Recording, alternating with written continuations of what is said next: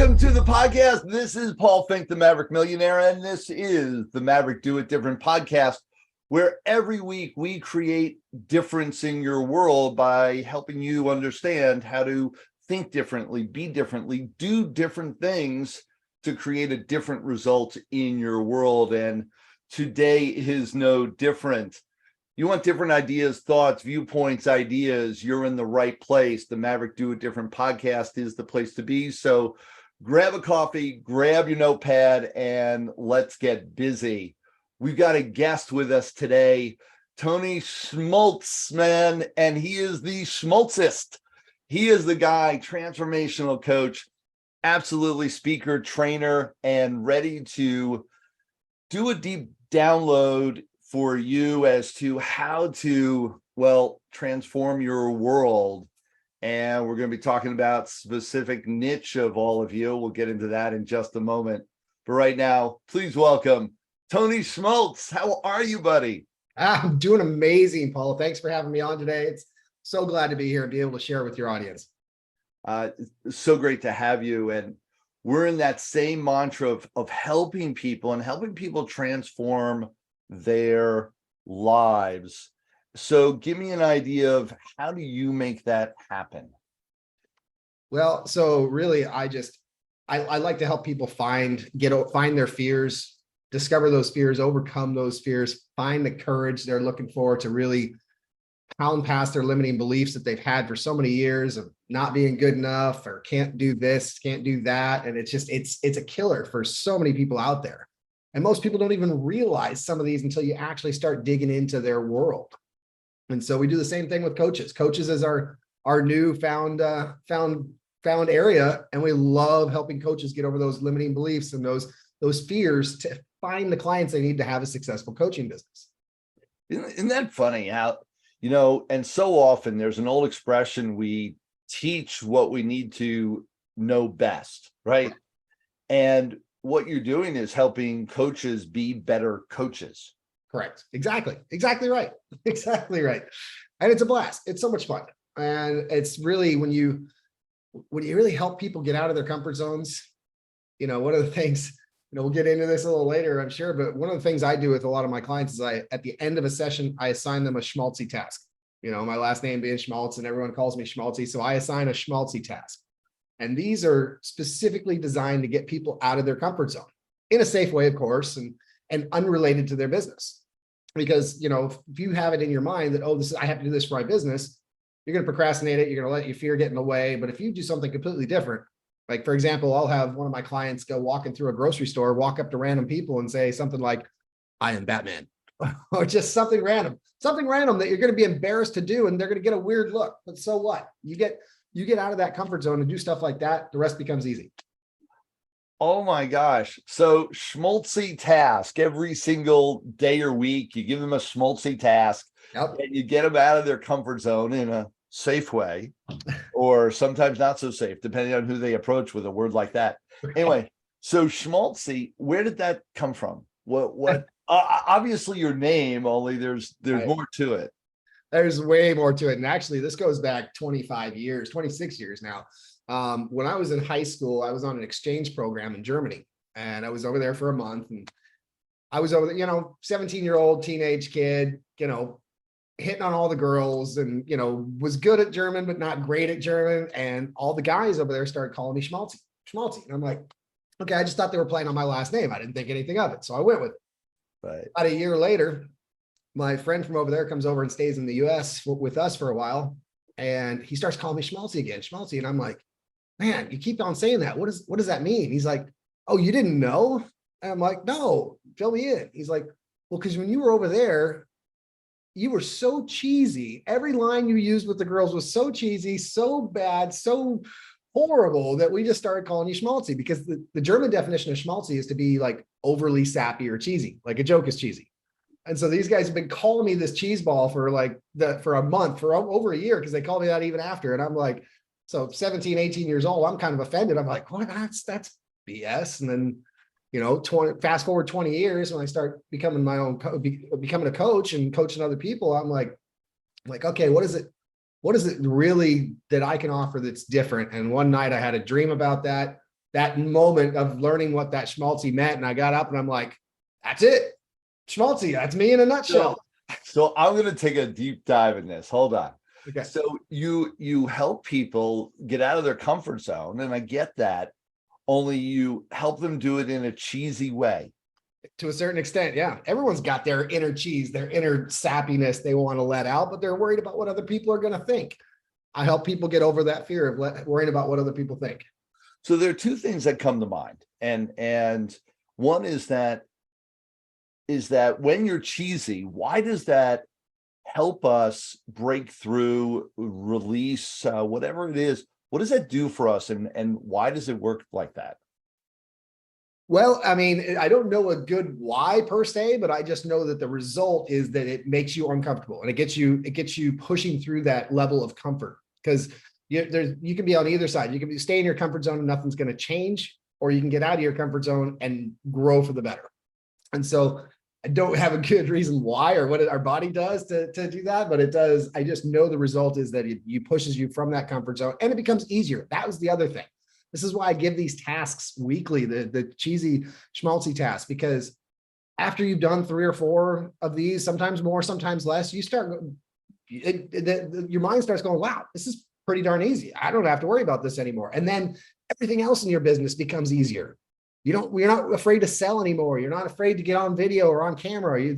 The fears start becoming less and less and easier to handle. So being cheesy actually gets us to, at first, and schmaltzy is the key word here. When we're schmaltzy and we're that cheesy, oftentimes it's uncomfortable. It's like, no, I don't want to be that guy. And as your younger self, were offended by it. Right. You don't want to be that guy, right? We don't want to be cheesy. We don't want to be the one with the bad joke, the bad comment, the guy who has, oh, you're being ridiculous. Right. However, when we step into that power, we create something different in our world. Is that's the mantra of what you're talking about? That's really it. And I'm not, when I teach people these schmaltzy tasks or to be cheesy or sappy, it's not that I intend you to really spend your life that way. I mean, I'm not asking you to do that, but I am pushing you to get out of that comfort zone, because then again, like we talked about, overcoming those fears. Now, let's say you're afraid to approach Joe Bob over here about selling your program or selling your service or your product. And then after a few of these cheesy tasks or being cheesy for a while and not worried about what other people think, now you're like, I don't care if he says no, I'm going to go talk to him anyway. And more often than not, they end up saying yes, because you're more confident. You're not worried about getting the no. You're breaking them through that resistance. Yes, big time. Through that comfort zone. Yeah, that's so great. What a great tagline. So the schmaltzy, and you're getting them past their fears, their blocks, their anxieties. Why do you help people? Why do you want to do what you're doing? How do you get into this? That's a great question. So I spent more than 20 years in the corporate world, and I started at the bottom, worked my way up to I can't say top, but close to top. I was a director level when I left the corporate world. And when I moved, my family and I moved from Seattle to Florida about 4 years ago for a corporate job. Got there, and it was the absolute worst company I've ever worked for. I mean, I'd gone from being in the aerospace world for almost 20 years and ran great teams, made and saved millions of dollars for my organizations. Got here, and it was just the worst led, most unorganized. It just took me from happy, positive guy to negative Nelly like that. And the time that really hit me real hard, and it's funny because I have the same Simon. I saw a video from Simon Sinek the other day with the exact same example that I'm about to give now from my own life. Came to this company, I started implementing positive change into the department I was in, and got some great results. And my boss came up to me one day and said, "So that's not how we do things here." And I said, "Okay, so are you disappointed with the result?" "Oh, no, it was a great result. We saved this much money, this much time." I'm like, "Okay, cool. So I'm confused. What's the problem?" Because that's not the way we do things here. We have a certain way we do things, and that's not it. And it was just like a crusher. I'm like, wait a minute, you're telling me I'm doing a good job, but I can't do it the way that's working. So that was kind of what led me down that path. I was when I hired my first coach. And after a few months of working with that guy, I was like, I can go out and help people and do it on their terms, my terms, not somebody else's terms. Yeah, so powerful that in our own experiences, how that guides us and understanding there's so many people in the corporate world that don't recognize that they've got more inside of them to give, more abilities than they've even tapped into. And so often their bosses, the culture, whatever it is, doesn't serve them. Right. And overall isn't serving our society. Nope. Agreed. And such a shame. So how long ago was that you stepped away from the corporate world? So that was September of 2021. And I've been, I was doing coaching prior to leaving the corporate world, but I've been doing coaching full time since September of 2021. God bless. Awesome. And so we were talking earlier about some of the direction and focus on who you're doing just tremendous help with. You want to talk a little bit about the people that should be listening in with a close ear? Yes.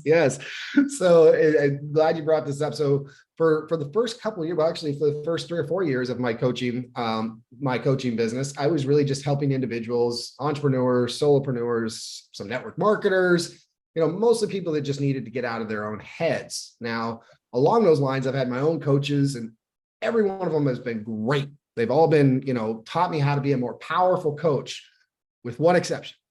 None of them really taught me how to find clients. I kind of had to learn that one the hard way and network with other people. And so now my business partner and I have gotten together. We're like, you know what? We don't want coaches who are doing great work and changing the world like we want to do, because I truly believe good coaches change the world. We don't want them to go through the struggle we did of finding clients. So we're going to help them, teach them the process that we use now, that we learned the hard way through thousands upon thousands and thousands of dollars and hours to come to this, to put together to what works and works daily. I mean, we're filling our calendar up every day. And so coaches, trainers, speakers, you're helping them get what? Clients? Get not just clients, they're ideal clients, high paying ideal clients, people that are coachable, people that are going to actually do the tasks that you're asking them to do. We're not just talking about getting a sale to get a sale. We're talking about putting you in front of your actual market, the people that you actually want to work with and who want to work with you. So it's not just getting clients, it's getting the right clients. Yeah, who here wants the right clients? Absolutely. Who here wants to get more clients? Absolutely. Who here wants leads every single day? Right? Absolutely. Yeah, it's definitely one of the missing pieces, and the piece that people say over and over again that they want, and yet so few people actually deliver it. Yep. So this is absolutely great direction. So all your coaches, speakers, trainers out there, pay attention. This is somebody that you want to get to know. We've got listeners all over the country and around the world. And so, Tony, what are some key pieces of advice? So as a coach, oftentimes people grab a hold of us and want our attention. However, there's usually some pieces that they do beforehand or some first steps. What do you advise people that are in business? They know they want more. What do you tell them? Well, I say invest in yourself big time. And I don't mean just dollars. I mean time. I mean, you've got to get better at your craft. I mean, if you're staying stagnant, regardless of what you're doing, then so is your business, so is your career, whatever it is. And so always be investing in yourself, time, money. I mean, hire a coach, buy a program. I mean, yeah, you might buy one that flops, but then you're going to buy the next one that takes you to the gold. It's like, don't get discouraged because that one didn't work for you. I mean, if I was actually doing this for one of our slides for our program, and between my business partner and I, in the last 4 years, have easily spent over $500,000 on personal development, growth, things like that, different coaches, programs. And guess what? It's paid for itself way more than that. So it's like, don't stop is my point. If you feel like you're getting stuck, that's the time to push even harder. That's the time to find something to hang on to. Not just, oh, I'm just going to keep doing this day in and day out. That's what people do when they go to work. They're like, well, I don't want to be here. I'm going to go to work, come home, drink a couple beers, watch TV or Netflix for 3 hours, and then go to bed and do it all over again. Now, do something to improve yourself. Invest in yourself, time and money. So you've invested a ton, obviously, and we have that in common. Definitely, and almost everybody that I know that has developed themselves to be a true leader in the industry, they've invested in themselves first to create everything that they have. Right. We make sure not to reinvent the wheel. We go learn it, then we go and apply it and look to do it in our own way and with our own spin and focus on it. However, there's absolutely tried and true methodologies that we can lean into, learn those. Absolutely. Absolutely. And guess what? You may have, a Paul or a Tony or a Tony Robbins or somebody else. You might use one piece of that program or one piece of that program. But if you don't go learn all 6 or 7 or 8 or 10 or 50 or whatever it is for you, you're never going to be able to put that whole program together, because not one single thing works for everybody the same. Yes. So here's the next level to that. And I heard you say it, so not everything that you bought was perfect for you. Oh, that not everything, that's for sure. and we've all been there. And what I've heard is, oh, well, either, yeah, that doesn't work. So I bought it's like I bought a lemon of a car, and so the car didn't work. So I shun all cars. Right. So they shun all coaches because one coach didn't work for them. That's right. And it's very common. And the second piece of that is that they say, well, I invested and I want to make sure that I get a return on what I invested in the past before I invest in you. Right. What would you say to those two components as to how to help people? Either are they right to pause, to shun all coaches and to wait till that gives them a return? Or is there another answer, and how do you help people get to that place? Well, the first part of that, where, they don't want to hire somebody else or buy another program because they, that one didn't work or that coach didn't work for them. Well, again, not everyone's right for each other. I mean, I went through 3 or 4 coaches before I found one that I really am sticking with now. And I bring in other coaches at the same time. This guy's great for my mindset, great for my overcoming fears. He's not the greatest marketer, so I bring in a marketing guy, or I learn marketing from other places. So that's back to the not giving up. Don't give up on something because the first one didn't work. It's like warning labels.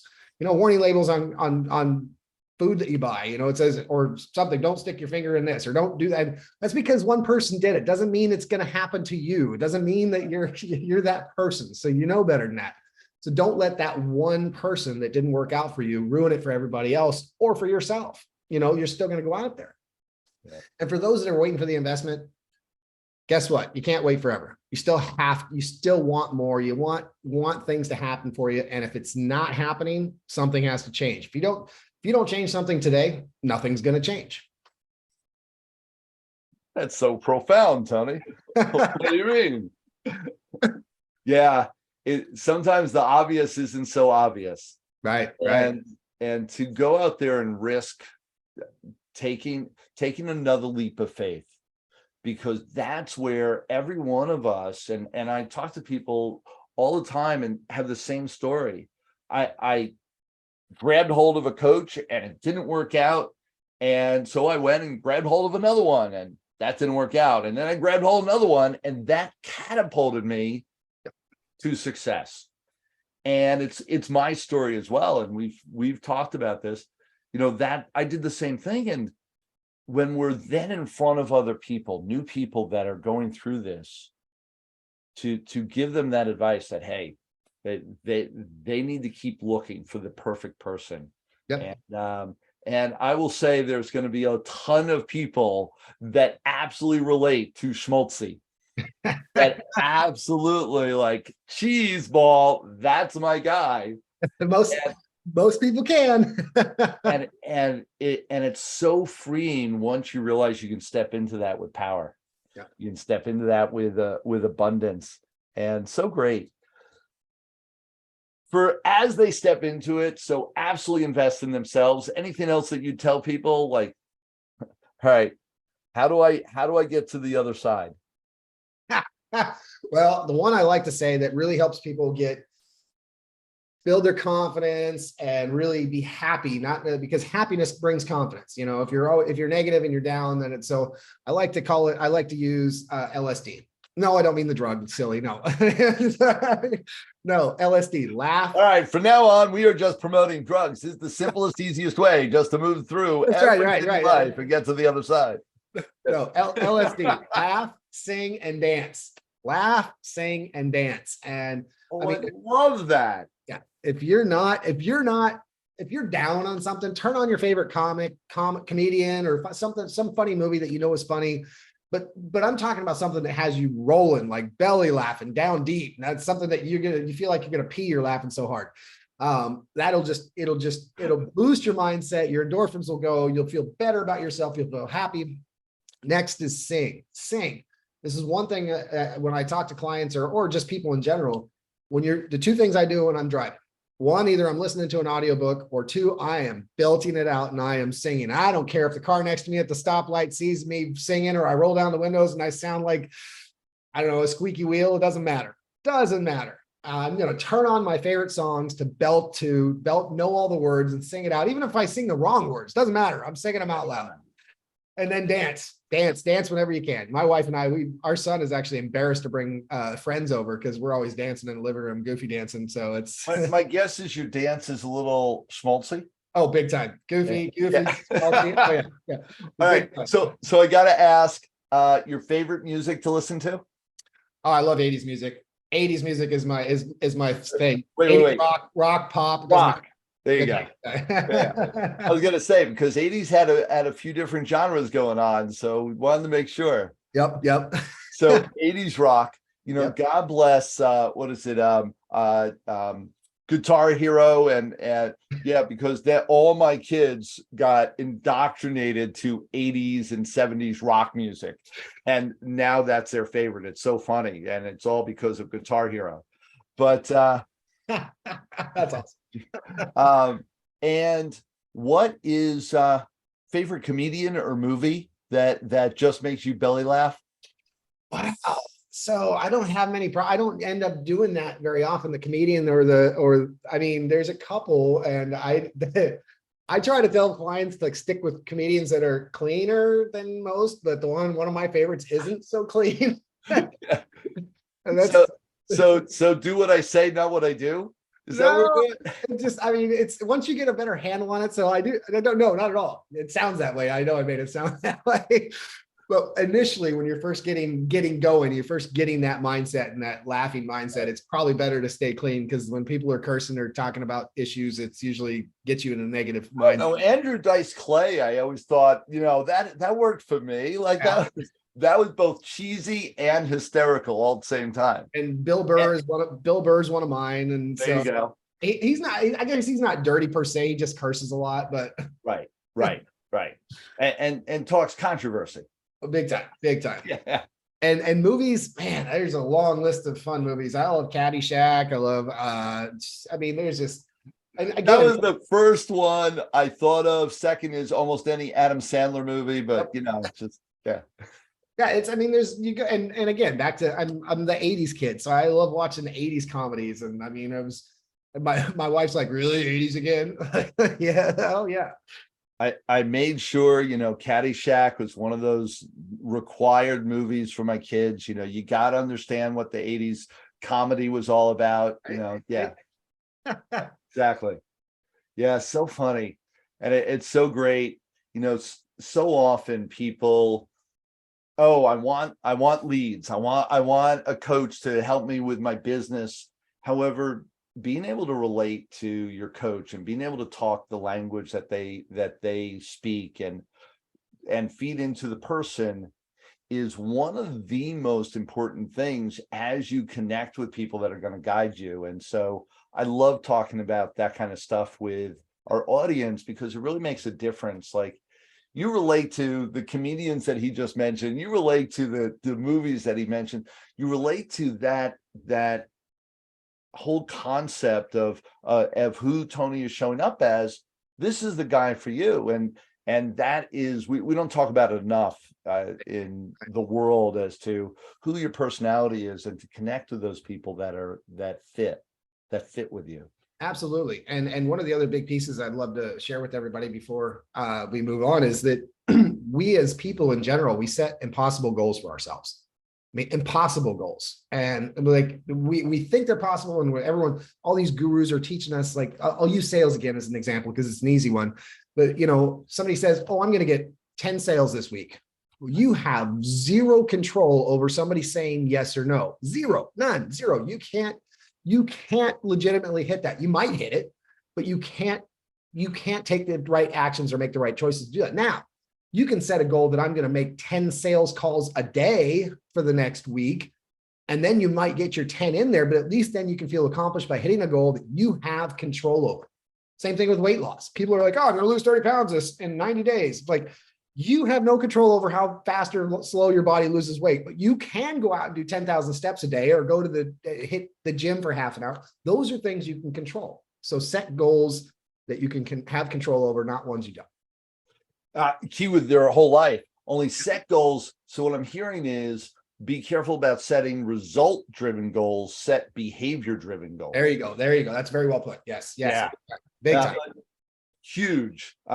Could not agree with you more. And I learned that from my sales background way back when, that I got focused on how many doors I was knocking on per day, not what my results were. As long as I knocked on those doors, my results would show up. Exactly. Yeah. Exactly. Yeah. Really key. Awesome. Tony, any last words for our audience out there as to anything at all? You can take the direction wherever you want. Absolutely. So for everyone listening out there, don't get caught up in the day-to-day that everybody, all the negativity around you. You're getting pounded by it constantly, by the media, by friends, family, everyone's, this is happening, negative. Don't get caught up in it. Now, it's okay to recognize it, but don't let it bring you down to be negative. You are on this earth to be happy. And the only way to be happy is to find that way that's going to make you happy. And I like to say the secret to success is finding happiness in the areas of life that are important to you. It may be finances, it may be relationships, it may be career, maybe whatever that is for you. Go out and find the way to be happy in those areas, and life will be that much better. And remember LSD. Yeah, that's right. Remember LSD. Make you happy all the time. That's right. No, we don't mean the drug. Remember. No, we don't mean the drug. No. Yeah. So awesome. Tony, people are absolutely going to be excited about all that we talked about, especially the LSD. So how can they get more of the Schmaltzy coaching that you have available? How can they reach out? So if you're a coach or consultant looking to get more clients right now, we've got a brand new program just for you. Go to upgradeyourcoaching.com, or you can reach out to me at tony@tonyschmaltz.com. Those are the best ways. Upgradeyourcoaching.com is the best place to go to find all that information. Upgradeyourcoaching.com. Yes. Correct. Awesome. Everyone go there. You want more leads, you want more in your business for coaches, trainers, speakers. This is the place to be. Go find Tony. He is the man. And as you can tell, he loves life, enjoys everything that he's doing, and just a great human being. So go find him, reach out. We've got all the details here. If you're able to see any sort of description wherever you're listening to this or seeing this, great, go there. Otherwise, follow the direction that we've already given you. This has been fabulous. Tony, thank you so much for sharing your time with us and being here with us. Really appreciate it. Absolutely. Thank you so much for having me. It's been so much fun today, Paul. Awesome.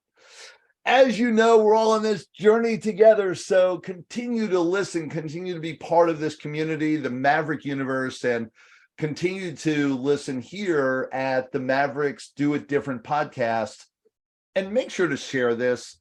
There are people out there, I know it's hard to believe, that do not know how great this is or that it's here and available to all of you. So share it, share with your friends, share with your contacts, share us on Facebook and Instagram or wherever else you're listening to this podcast.